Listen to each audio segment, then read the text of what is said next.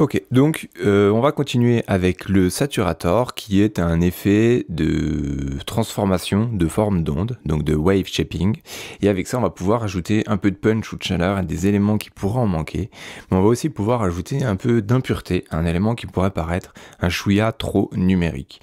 Donc on va pouvoir lui apporter, on va dire, un taux de distorsion très doux, ok, pour ajouter un peu de chaleur. On va vraiment aussi pouvoir aller dans des valeurs beaucoup plus extrêmes, et là on va avoir quelque chose qui va vraiment déformer notre forme d'onde. Alors je suis allé charger une petite piste de guitare. Voilà, et ici on voit il y a le saturator. Activer et désactiver. Il n'agit pas vraiment. Donc le premier truc qu'on peut voir ici, ça va être notre graphique XY qui va nous aider à visualiser la courbe de façonnage, donc la transformation de notre forme d'onde tout simplement. Voilà, donc ça va nous permettre de voir ce qui se passe et ça va bien nous aider. Donc on va voir ensemble, quand on modifie, la courbe change. La courbe, elle va définir la fonction de transfert qui va être l'ampleur et la fluctuation des valeurs de sortie en fonction des valeurs d'entrée. C'est-à-dire que ici on va avoir drive, c'est notre valeur d'entrée, ici on va avoir output, c'est notre valeur de sortie, et ici, ça va être notre élément qui va passer à l'intérieur et la distorsion va se faire. Comme c'est généralement un processus qui n'est pas linéaire, le signal entrant est remis en forme à un degré plus ou moins important selon son niveau à chaque instant dans le temps. Et on va avoir les signaux entrants vont d'abord être écrétés au niveau réglé en décibels. Et ça va se faire avec la commande drive. L'indicateur de niveau, ici, à droite, là on peut le voir, qui agit. Donc cet indicateur de niveau va être la représentation graphique et ça va nous montrer à quel point le saturator va influencer le signal. Par exemple, si je monte le drive, voilà, donc là on voit bien, ça monte et on l'entend vraiment extrêmement bien. Le façonnage de notre signal, il va avoir 6 modes fixes. On va avoir analog clip, soft sine, medium curve, j'ai du mal aujourd'hui, hard curve, sinoid fold, digital clip et white shaper qui lui va nous permettre de façonner la chose un petit peu à notre image, on va le voir un petit peu plus tard. Globalement, avec les modes analog clip, digital clip, le signal est écrété de façon complète et immédiate. Ensuite, on va avoir les modes donc soft sine, medium curve et hard curve qui eux vont adoucir l'écrétage de notre signal à divers degrés. On va avoir le mode sine fold et lui, il est ici et il sera plutôt utilisé pour des effets spéciaux. Donc si par exemple, je pense, là il va rien se passer.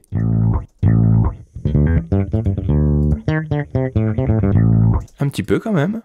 Là.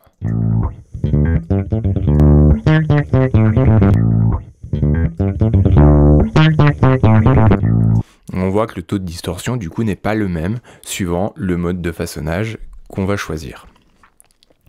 Les effets les plus spectaculaires vont pouvoir être créés en sélectionnant la courbe Wave Shaper, donc c'est la toute dernière ici, et ça parce qu'on va pouvoir nous-mêmes définir les valeurs en fait à notre forme d'onde, enfin à notre façonnage, et on va vraiment pouvoir avoir un résultat assez poussé. Donc on va avoir 6 paramètres qu'on va pouvoir modifier.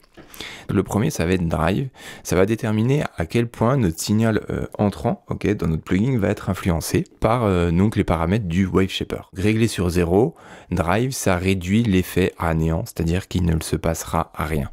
Notre son va juste passer à travers notre saturator, mais il ne se passera rien. Et là, on voit que déjà, il y a une légère transformation. Ensuite, on va avoir curve, qui va surtout ajouter des harmoniques de 3e ordre au signal entrant. Ici, on va avoir def. Ça va contrôler l'amplitude d'une onde sinusoïdale superposée à la courbe de distorsion. Là, on voit que ça rajoute une onde sinusoïdale. Donc j'ai fait exprès de ne pas activer ça par exemple, puisque ça va vite être le bordel visuellement, d'accord? Là, on voit qu'on a notre onde, et on rajoute une onde sinusoïdale sur notre onde. Si là, on bougeait ça, voilà, c'est l'onde qu'on a créée, et là, on rajoute une onde sinusoïdale en plus dessus. Ici, on va avoir line. Donc lui, ça fonctionne avec le paramètre curve et diff qu'on avait vu juste avant. Et ça va nous permettre d'altérer en fait la portion linéaire de la courbe de façonnage. Donc si on fait ça, par exemple, hop, et qu'on le bouge un peu, Voilà, ça va nous permettre de définir où on se trouve et à quel degré on met notre saturation. Si on écoute le morceau,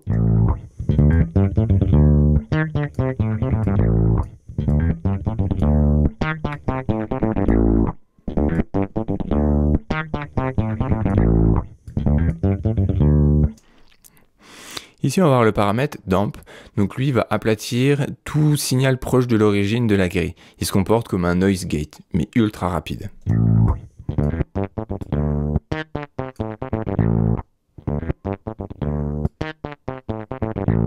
Et le dernier, période, lui va déterminer la densité d'ondulation de l'onde sinusoïdale superposée, donc de cette onde ici. Là, vous voyez, par exemple, on resserre l'onde, où là, elle est comme elle était au début, c'est-à-dire que voilà, elle est assez large.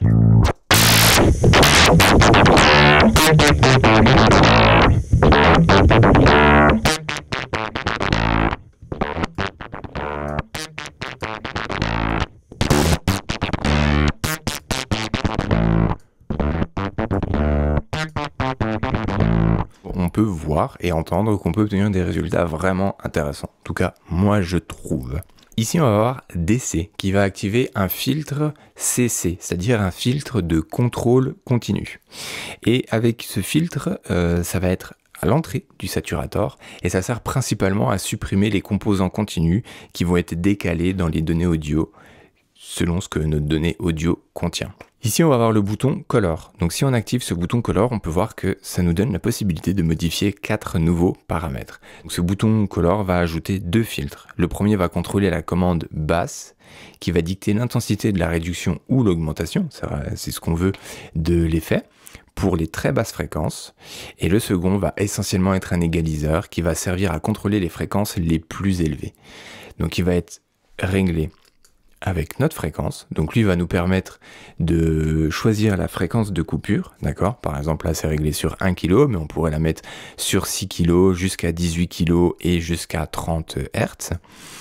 Celui-ci, si je dis pas de bêtises, ça va être la largeur de cette bande, d'accord? Et Dev, ça va être l'intensité de cette fréquence. Donc par exemple, on pourrait se dire que là, on a notre saturateur et on veut agir sur les 2,30 kg avec une bande pas trop large et assez intense. Puis là, on se dit qu'on veut agir sur les 150 Hz.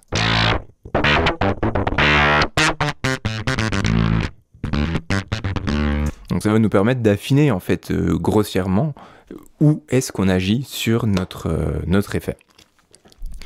On a ici donc notre commutateur output qui va atténuer notre niveau de sortie de l'effet, et quand on a ici notre petit bouton soft clip et quand il va être activé, on va appliquer une occurrence de sa courbe.